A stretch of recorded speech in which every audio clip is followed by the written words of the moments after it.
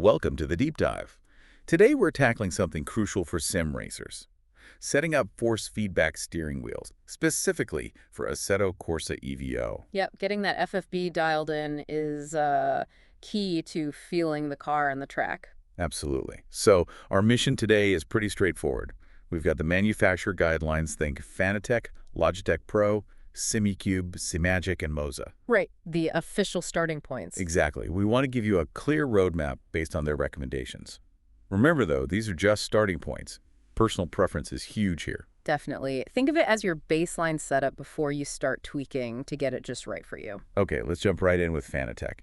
First thing they mention is using advanced mode in their setup software. Yeah, that unlocks all the detailed settings, gives you more control. And they suggest a starting torque setting of around 7 Newton meters, 7 in meter. Which is a measure of that rotational force you feel, basically how strong the wheel feels overall. Right. And then, in Assetto Corsa EVO itself, they suggest setting the FFB gain to about 80%.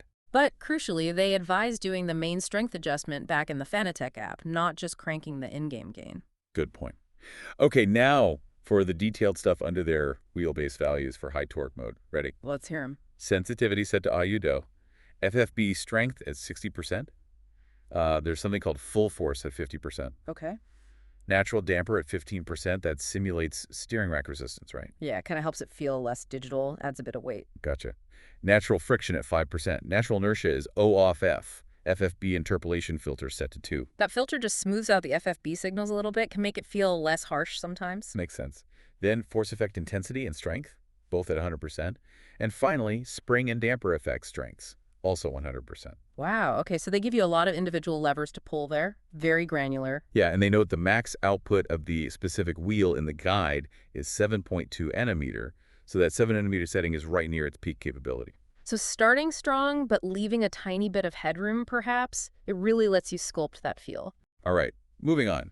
Logitech Pro, what's their recommendation? Logitech suggests a bit higher torque, around 9 nm. Okay, 9 nanometer. And the in-game gain. Similar approach to Fanatec, actually. 80% in-game gain, but fine-tune the overall strength in the Logitech GAGB software. Got it.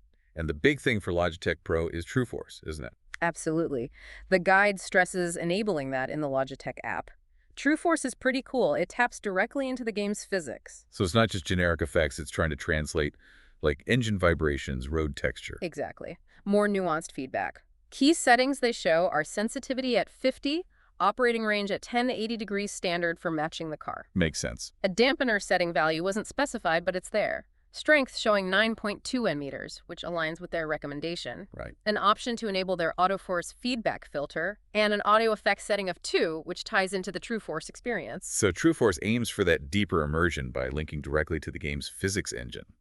Interesting. Yeah, it's a different philosophy compared to just raw force. Okay, next up, SimiCube, known for their direct drive wheels. Yeah, for SimiCube, the suggestion is 8 nm of torque. 8 nm, okay. In-game gain. Still that 80% recommendation with adjustments happening in their True Drive software. And they have a specific note about direct input effects fine-tuning. Yeah, they recommend setting all those parameters like spring, damper, friction from the game's perspective to 100%. Huh, interesting. Why is that? It suggests they want the game to send the rawest signal possible, and then you shape the feel using SimiCube's own advanced filtering and settings rather than relying on potentially simpler game effects. Okay, so in their advanced profile, what are the key settings?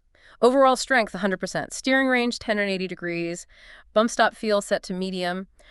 Reconstruction filter at 1 for smoothness. Filter V2 set to torque bandwidth unlimited, basically a low-pass filter. Damping at 13%.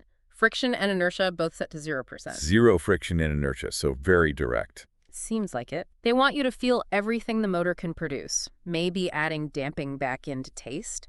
Static force reduction is 0 N-millimeters, meaning forces can change instantly. No artificial smoothing there. Right. Centering force, 0%, ultra-low latency mode, 0%, and the notch filter looks like it's disabled. Very clean signal seems to be the goal. Okay, that paints a picture. Let's switch to Simagic. Simagic also suggests starting around 8 and 8 meters of torque and that familiar 80% in-game gain, adjusting in their Simagic Alpha Manager. And their settings. They seem to split them into basic and mechanical. Yeah. Basic settings show force feedback percentage at 52%. That's probably their overall strength multiplier in the app. Option for reverse FFB if needed. Smoothness is 0. Zero smoothness. Interesting. Then there's a vehicle setting, wheel rotation speed 50, feedback detail 0. Then in the mechanical section, Go on. max torque shown as 15.4 nanometers, so that 8 nanometer recommendation is well within its capability. Plenty of headroom. Definitely. Mechanical damper at 2%, mechanical friction 10%, so they do add a little bit of inherent resistance, unlike the Simicube baseline. A bit more of a buffered feel, maybe. Potentially, yeah. Mechanical inertia and spring are 0, center damper 0, and other values setting at 100. Feedback frequency, angle presets include 1080, hard lock angle also 1080, and a choice for limit strength, soft or firm. So a slightly different approach, maybe a bit more weight out of the box compared to Simicube's 0 settings. Seems that way. A good balance, perhaps. Last one on the hardware list, Moza. Moza also lines up with the 8 Nm torque suggestion and 80% in-game gain using their Moza Pithouse software for tweaks. And their key settings. Under basic settings, maximum steering angle shown as 100, which you'd almost certainly change to 1080 degrees to match the car. Yeah, 100 sounds way off. Maybe a placeholder value in the guide. Could be. Wheel sensitivity 100, settings for game force feedback intensity and maximum wheel speed, wheel spring strength at 20, and wheel damper at 100. 100 damper. Wow, that seems high compared to others. It does stand out. Might be scaled differently in their software, or maybe it's a starting point meant to be reduced significantly. Worth noting. What else for Moza? They also mention advanced settings, an FFB effect equalizer, which is really interesting, letting you boost or cut specific feedback frequencies. Like an audio EQ, but for forces. Exactly. Plus a base FFB curve setting and a miscellaneous section. That includes things like force feedback reversal, natural inertia, max output torque limit, hands-off protection. Is it a safety feature? Yep. Wheel friction, steering wheel interpolation similar to the Fanastic filter, and speed-dependent damping, including a setting for its start point. So Moza seems to offer a really deep customization toolkit. That equalizer sounds powerful. Yeah, lots of ways to fine-tune the feel there. Okay, so we've covered the specific wheel brands. What about the general settings inside Assetto Corsa EVO itself?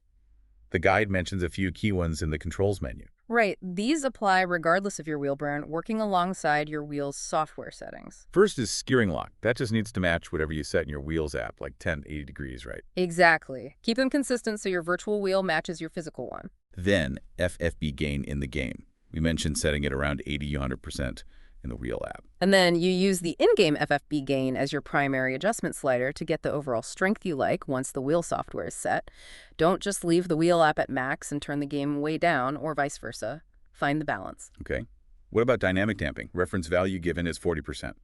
Yeah, dynamic damping affects how sort of lively or reactive the wheel feels. Higher values might make it feel a bit more sluggish. Lower values may be sharper.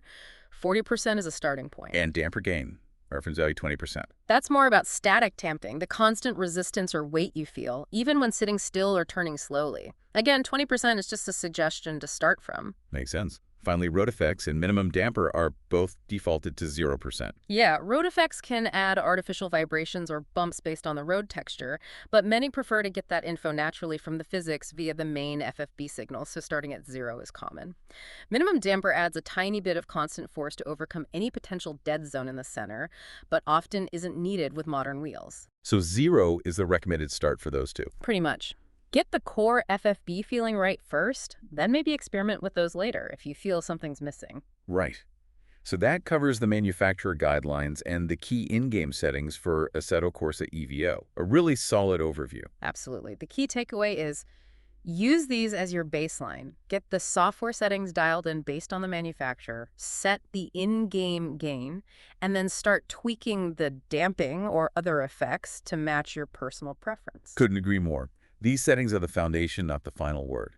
Experimentation is absolutely essential to find what feels best and connects you to the virtual car. Which leads us nicely to a final thought to leave you with. Considering all these settings, especially things like damping, friction, even those road effects we just mentioned, how might really subtle adjustments, just tweaking one parameter slightly up or down from these starting points, change your perception of grip or your connection to what the tires are actually doing on the virtual tarmac?